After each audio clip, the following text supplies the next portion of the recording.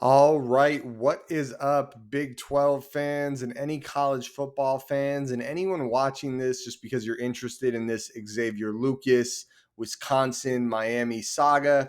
Technically, this is not Big 12 related directly, but this situation is kind of a big deal for the whole NCAA. So I think it's appropriate for me to cover it here on the channel. So here's the big statement from UW-Madison.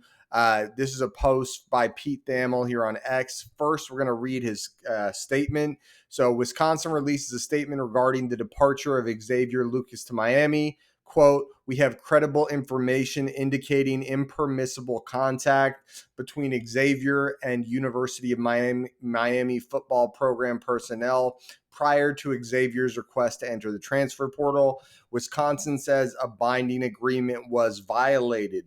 Now, what that reads to me, and if you guys aren't familiar with this situation, what happened before, so Wisconsin was not allowing Xavier Lucas to enter the transfer portal. The school does have to approve you and enter you into the transfer portal. And there's a whole lot more. You guys can check out the other video, but they were not allowing him to enter the transfer portal. And he leaves the school, he unenrolls, and he enrolls at Miami. And the NCAA comes out and says there's no way that you can prevent a player from unenrolling at one school and enrolling at another school. So a huge loophole in the transfer portal situation. And just my take on this, Wisconsin is like, hey, if you're going to screw us with a weird little loophole, we're going to come after you too, Miami, because this is nuts. And I mean, who can blame Wisconsin, right? They're going after him. I'm not going to give you guys my final thoughts before we read through the full statement from UW-Madison. But I mean, this is a wild scenario. They're like, hey, if you're going to go dirty and come at one of our guys, we're going to come after you guys for tampering. Now let's go ahead and read the statement from UW-Madison. Okay, so we are disappointed that Xavier Lucas has chosen to withdraw from the University of Wisconsin. He has been a valued member of our football program, and we were looking forward to helping him continue to grow as a student, a person, and a football player. On December 2nd, 2024, Xavier and Wisconsin Athletics entered into a binding 2-year NIL agreement reflecting his strong commitment to continuing with the Wisconsin football program. We understand that he also executed a separate agreement with the varsity collective.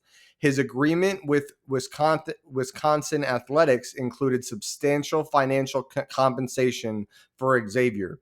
Under the terms of the agreement between Xavier and Wisconsin Athletics, it remains in effect and enforceable. Badger student athletes who have signed these agreements expect Wisconsin Athletics to honor the terms.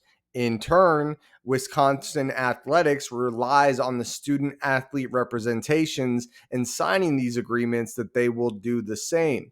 A request to enter the transfer portal after entering into such an agreement is inconsistent with the representations and mutual understanding of these agreements and explains the reason for not processing a transfer portal request under these circumstances. A lot of words there, guys. I mean, what I read into that is, hey, we signed the rev share NIL agreement with you. We committed to paying you a bunch of money, and we had to set aside that money to give it to you. And then you wanted to go into the transfer portal, not even 2 months later after you signed this, which is, weird in itself. And if we're honoring our agreement, we expect you guys to honor your agreement. And it's tough to argue with that, guys, at the surface level. Let's be honest, right? Like, this is why the NFL has contracts. You can't just go sign with another team. That's not how it works. So that's just me kind of recapping what we've read so far, and I'm going to continue on. Under the transfer provision used by Xavier this past week, any contact between a student athlete enrolled at one institution and the football program to which they are transferring is prohibited per NCAA rules. We have credible information indicating impermissible contact between Xavier and University of Miami football program personnel prior to Xavier's request to enter the transfer portal. Direct interference with another institution's committed player and contractual interest is prohibited by NCAA tampering rules and the law. So like I said, guys, Miami used a loophole to have him unenroll there and enroll at Miami. And on top of that, it does seem like tampering is a widespread problem. If you are a fan of any college football FBS team, you're looking through some rose-colored glasses if you think your team's doing absolutely no tampering. That's just the long and short of it. There's not much else to talk about there. Continuing on, this is significant. This is another significant moment in the evolution of college athletics as we move toward a future state that will rely on direct contracting with student athletes, enforcing the parties' adherence to contract obligations, and addressing improper interference by other institutions must be a priority. The system cannot work without an operational model that both establishes and enforces agreed upon rules and regulations and contractual terms that are binding on both institutions and student athletes. We continue to review facts as they unfold in this matter and will evaluate all options going forward to determine the appropriate course of action. Okay, guys. So in a second here, I'm going to give you guys my final thoughts on this situation. Wild roller coaster right now with this, NCAA, Xavier Lucas, Miami, Wisconsin situation. Before I give you guys my final thoughts, comment down below. What do you guys think? Is Wisconsin in the wrong here? Is Miami in the wrong here? Is Xavier Lucas maybe in the wrong here? Just to shed a little bit of light on that before you give your thoughts on Xavier Lucas. He did make a statement, and part of his reason for transferring was that there was a medical situation with his father. But really, when it comes to contracts, guys, if you're able to get out for, not that your father having a medical situation is a minor thing, but it is like the reason the contract is there is so that you can't just get out of it because it's no longer convenient. Trust me, a ton of sympathy if there's a real medical situation going on with his father. But I'm sure you watching this and I both know that if that is the case, that any medical situation with a family member can allow you to transfer, people will abuse that, right? It's not just this one case, it's the idea as a whole. And I think as college football fans, right, we all have a vested interest in our team being able to rely on players to be there for a certain amount of time. And maybe that's 1 year, right? Maybe that's like where the agreement comes out, right? That's where we land. But there is a agreement period needed. And I'm going to give you guys my final thoughts on that in a second. But comment down below. How are you guys feeling about this whole situation? Who's at fault? Who are you siding with? Who are you sympathizing with? I want to know, and stick around. I'm going to give you my final thoughts in a second. Okay, guys, I'm about to give my final thoughts. Like I said, comment down below. Let me know what you guys are thinking. And if you do appreciate this type of content, make sure you guys smash the like button. I really don't believe it does much for the algorithm or anything like that, but it does just let me know you guys like these videos. So if you do, hit the like button.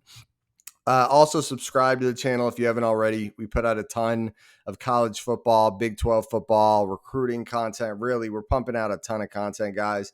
So, if you're looking for Big 12 content, I don't think there's anyone giving you at least more information than we are. So, make sure you do that. And now my final thoughts. So, if I'm being honest with you guys, I think the number one person I'm sympathizing with here is Wisconsin, right?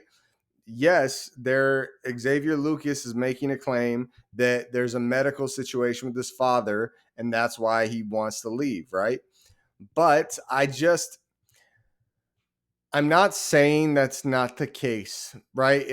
I'm not saying that's not the case. The problem is there will be many situations moving forward where that will not be the case. And someone will use that as an opportunity to abuse the system, right? And if there's a contract, then he needs to honor the contract, right? I don't think 2 years is some crazy NIL agreement that like it's 2 years. Like, trust me, like, and if it is 2 years, there should be an option that says, hey, if another school wants to pay me more, I can buy myself out of this NIL agreement, which, is that's how the business world works, right? If you have a contract with one company, they paid you a certain amount of money as a sign on, something like that, and another company wants you. Well, if that company is willing to buy out your sign on bonus, just like with coaches, when one school wants you, that they'll say, okay, I'm going to pay his early termination on his end, so he doesn't have to worry about that, and I'm going to give him a bunch of money. It's like that's how it should work. Is the other school should handle it, and I think it's pretty wild of the NCAA to greenlight that Xavier Lucas can just drop and then enroll in the other university. And whether the NCAA approves of it or just doesn't feel like it's actually breaking any laws or guidelines, it's a different story. But I do feel the number one sympathy I have is for Wisconsin. And then with Xavier Lucas, this is just, I get where you're coming from, that you got an illness in the family or some sort of situation. I'm not going to quote it. I don't remember exactly what the words were, but I believe it was something like a life-threatening illness, something along these lines. And, tons of sympathy there. But yeah, that's just not how it's going to work, where you can just leave. I'm excited to see how this plays out, guys. Like I said, comment down below. How do you think this is going to play out? What do you think happens from here? I think at the end of the day, if Wisconsin can show tampering, which really, if they're able to subpoena the text messages and the direct messages on X and stuff like that, I mean, there's no way. Like that, I guarantee you to a certain extent that there will be eyewitness accounts stating, and trust me, guys, it's whack because tampering is abundant in college football. This is just a part of the new college football world. But I think when you have a school kind of use loopholes to get around you, well, that's when you take action against them. And I do think Wisconsin is making the right move here. And I like that they're holding him to the contract that he signed. I mean, I think that's how we get some version of stability in college football and not just this wild west of transfers. So let me know your thoughts. Like the video, subscribe, hit the notification bell. I'm out of here. Go Big 12.